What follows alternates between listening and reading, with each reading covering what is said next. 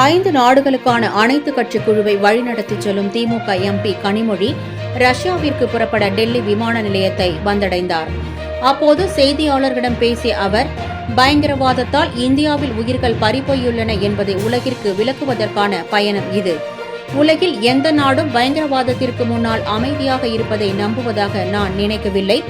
அதற்கு எதிராக போராட நாம் ஒன்றிணைய வேண்டும்.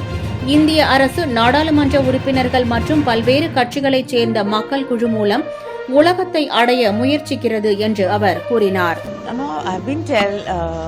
Even yesterday I said that this is just to explain what has happened in India. We've lost lives because of terrorism, and we cannot remain silent and accept what is going on. The world has to understand, and I don't think any country in the world